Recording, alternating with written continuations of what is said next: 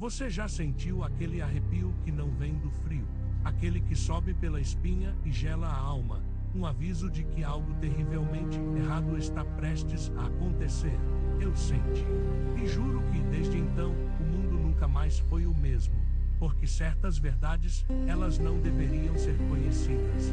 Elas despedaçam a mente, corroem a essência de quem as compreende. E eu, por puro azar, ou uma curiosidade maldita, esbarrei numa delas, bem aqui, nesse pedaço esquecido de terra, onde o silêncio grita, e o céu tem olhos demais.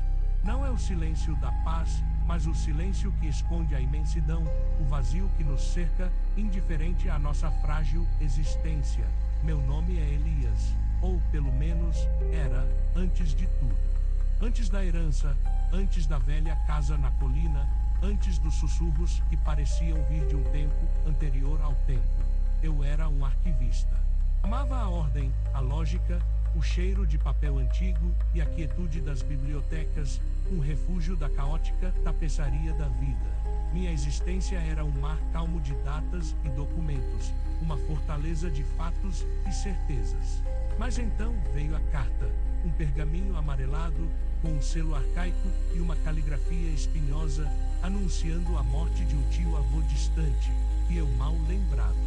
Ele havia morrido de causas indeterminadas, dizia a nota, e deixou-me a casa dele, em Serra Quebrada, um vilarejo que parece ter parado no tempo, incrustado nas profundezas do interior de Minas Gerais, onde as montanhas, como mãos gigantes e ossudas, tentam alcançar um céu que não se importa, um firmamento que parece pesado e antigo, como a própria pele. Quando cheguei, a velha casa na colina já era uma entidade em si. Não era só velha, era esquecida, exaurida, como se tivesse sugado a própria vida da terra que a sustentava. Mofada, com cheiro de madeira apodrecida e algo mais, algo metálico e úmido, como se a casa suasse um segredo antigo e putrefato. As janelas, como olhos vazios e leitosos, miravam o horizonte sem ver nada, apenas refletindo a bruma fantasmagórica das manhãs serranas. O jardim, uma selva de ervas daninhas retorcidas e arbustos com galhos que pareciam garras, parecia querer engolir a construção, arrastá-la de volta para a terra de onde um dia emergiu. E o silêncio. O silêncio de Serra Quebrada era pesado, palpável, cortado apenas pelo vento que uivava como um lobo faminto e sem corpo entre as árvores disformes e os desfiladeiros rochosos. Um silêncio que não era de paz, mas de expectativa, como se o próprio ar estivesse prendendo a respiração, aguardando algo. Minha intenção era simples, eu me dizia. Organizar a papelada do velho, vender essa ruína melancólica e voltar para minha vida de antes, para a segurança do conhecido.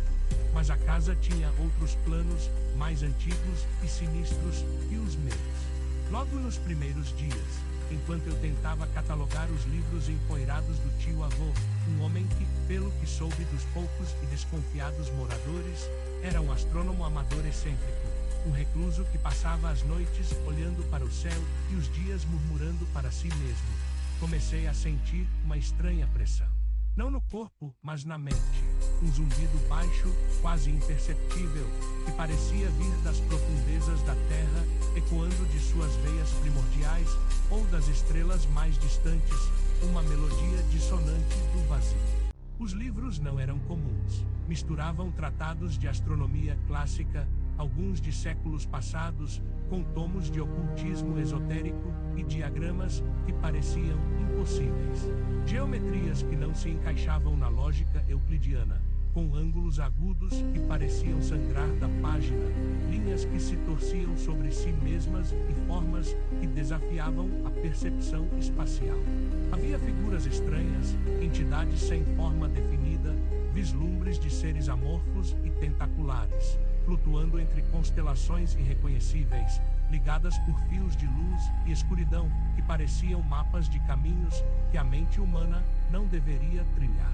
E havia um diário, uma capa de couro desbotada, gasta pelo tempo e talvez pelo terror, as páginas amareladas e quebradiças, preenchidas com uma caligrafia nervosa, quase frenética.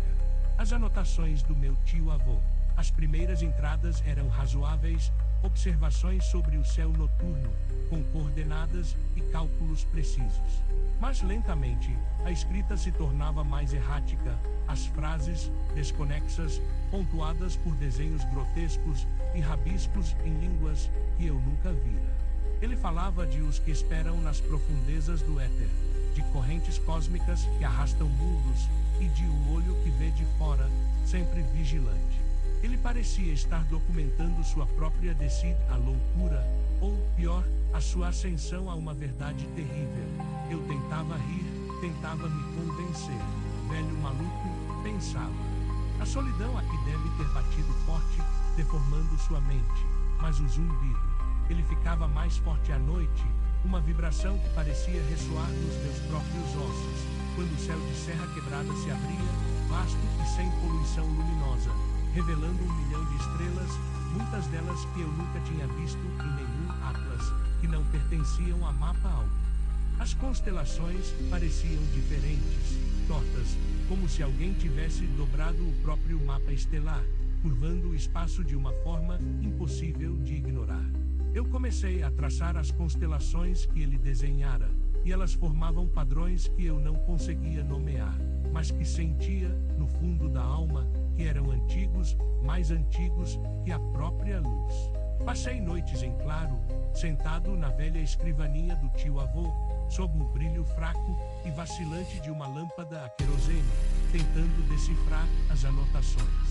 Cada nova página do diário era como um mergulho mais profundo num poço escuro, sem fundo, onde a gravidade da sanidade era invertida. Ele descrevia sonhos vívidos, repetitivos, de cidades ciclópicas submersas em oceanos sem luz, suas muralhas maciças e úmidas elevando-se em geometrias impossíveis.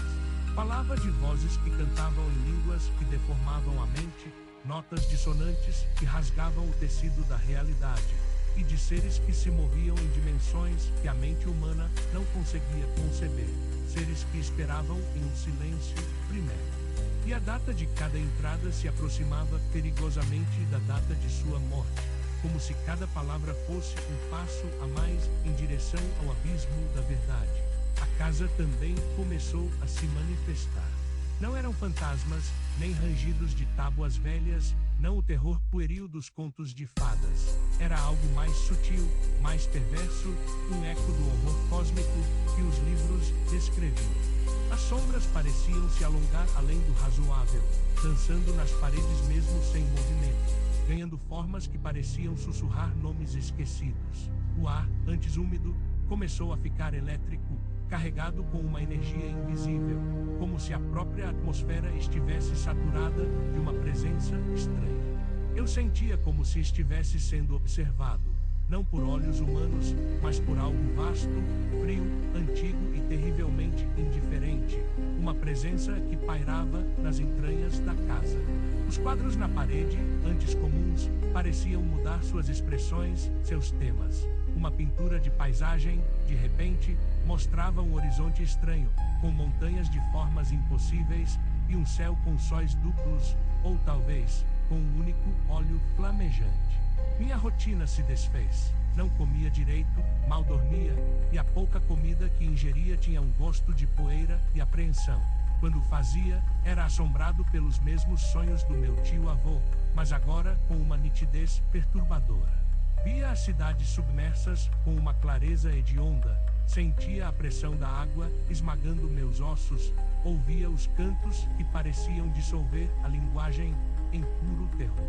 Acordava ofegante, com a garganta seca, o coração batendo descompassado em um ritmo febril, e a certeza inabalável de que algo estava se aproximando, algo que não pertencia a este mundo, mas que espreitava em seus limiares. Um dia, vasculhando uma caixa empoeirada no porão, escondida sob pilhas de manuscritos ilegíveis, encontrei uma lente. Não uma lente de óculos, nem de telescópio, nada que eu pudesse reconhecer. Era feita de um material escuro e opaco, tão pesado que desafiava seu tamanho, com uma forma irregular, quase orgânica, como um olho petrificado de uma criatura abissal. Ela não parecia refletir a luz, parecia absorvê-la, tornando a escuridão ao redor ainda mais profunda. E ao segurá-la, senti um frio penetrante, um frio que não vinha do objeto, mas que parecia emanar do meu próprio corpo, como se o objeto estivesse roubando meu calor vital, sugando a própria essência da minha existência.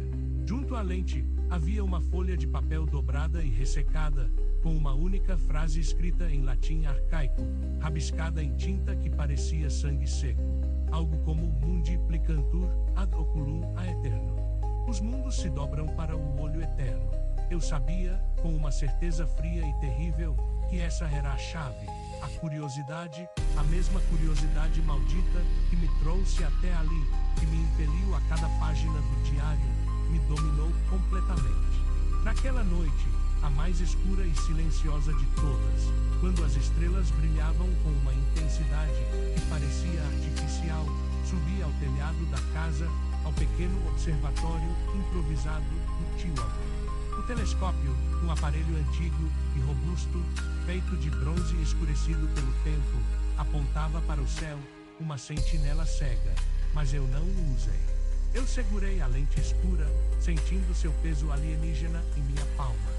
O zumbido agora era um coro dissonante, uma sinfonia de vozes inumanas que ecoavam não nos meus ouvidos, mas diretamente na minha mente.